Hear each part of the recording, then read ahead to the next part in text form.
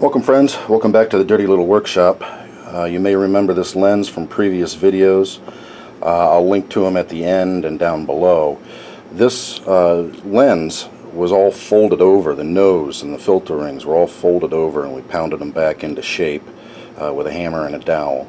No specialized tools were necessary, just being very careful, taking our time and tapping it back into shape. Also took it apart and lubed it, and before that it was really jerky because of the old lubricant was in there. It had dried up and turned into a waxy like substance. We took all that out, lubed it up with some fresh moly grease, and it works perfectly now.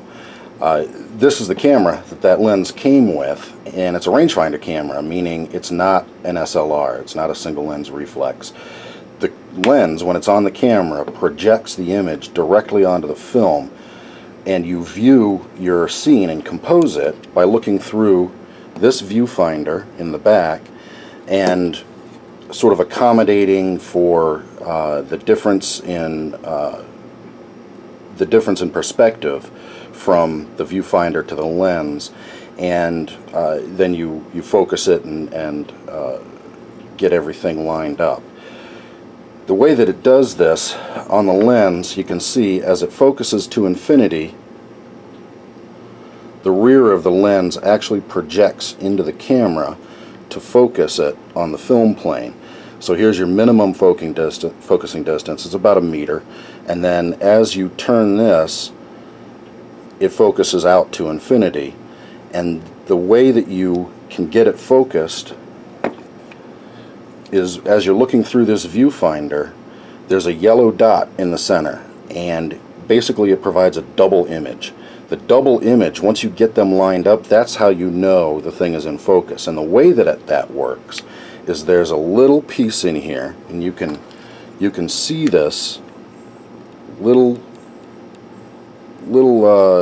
framus right here. And what happens as that lens extends back into the camera like this, as you focus it, it pushes this, and that's what rotates a little mirror in here and lines up the image on that little yellow dot. And when the two converge, that means you're in focus. Right now, as you can see, this camera has problems. This little framus is stuck all the way back, meaning it won't focus. So what you have to do in a situation like this, when you get one of these in and this may be stuck all the way back, it won't focus, you have to unstick it. And right now it's pushed all the way back, like somebody stuck their big monkey finger in there and shoved it all the way in, and it's stuck back.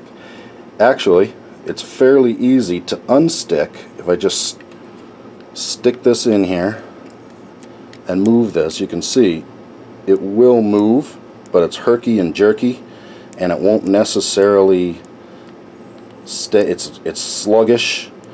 It doesn't want to come back right away. And so what we have to do, I think what happened is the lubrication simply dried up or evaporated or something. So this is kind of sluggish. If you push it all the way back, it sometimes sticks. It's not too bad, but what I want to do is lube it up and get this, working without trouble again. So let's see if we can do that. I think I'm going to use a little lubricating oil right on this pivot right here. Not sure if you can see that. I'll throw a picture up so that you can see this.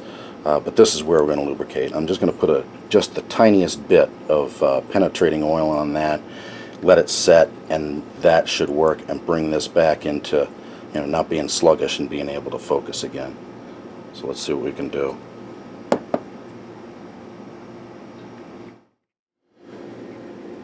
Alright, a little better angle on this, so you can see that this is how it focuses. This is what rotates the little mirror, and this right here is where I want to put a little tiny drop of oil and let it soak in.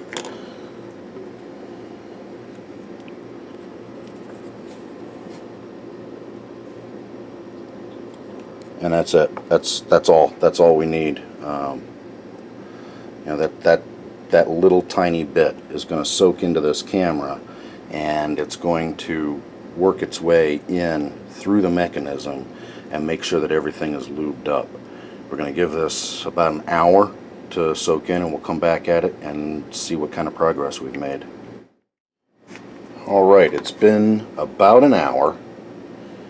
We let that oil soak in. If you remember, we put it right here, right on this screw and just behind this screw, and let it soak in for about an hour. And guess what? Now it's nice and responsive. It'll keep up completely with me moving it around. There's a little bit of resistance from the spring inside there, and so this is going to now, it's going to make constant contact with the back of the lens, and we'll be able to focus this now.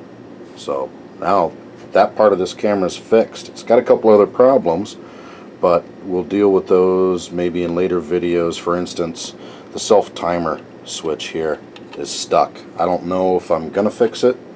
I don't know if it can be fixed, but I'll take a look. I'm going to do a little research, look at some drawings if I can find any, and see if it's worth fixing. I don't actually use a self-timer all that much anyway. I'm usually behind the camera, and I never take self-portraits or anything like that, so I don't see a reason to use this, but if I can get it working, I might as well. So that's it. Working camera. We'll put the lens back on this and go off and maybe take some photos this afternoon. Thanks for watching. Alright, a little bonus content here. I've got this fed camera in a vise. It's not real tight, so it's a little wobbly, but hopefully what I can show you is how the focus indicator works on this rangefinder camera. I've got it set right now to bulb, and so when I fire the shutter, it's going to stay open. We'll be able to see the lens focusing.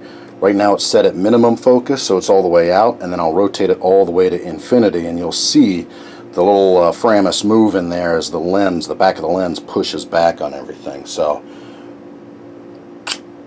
you can see right in here, that's the mechanism that we're interested in. And like I said, right now it's at the minimum focus distance, which is about 1 meter. But as I turn this, you can see the back of the lens comes into the case of the camera and moves that little Framus there to rotate a mirror, so you get your focus indicator. So it's, you know, back at infinity and then forward again to minimum focus, and that's how you get your focus indication on this particular rangefinder camera. Others are kind of similar, but this is the basic idea, which is why some lenses that don't protrude into the camera at the specified amount won't actually work. I haven't run across those yet, but I imagine they're out there. And so that's it.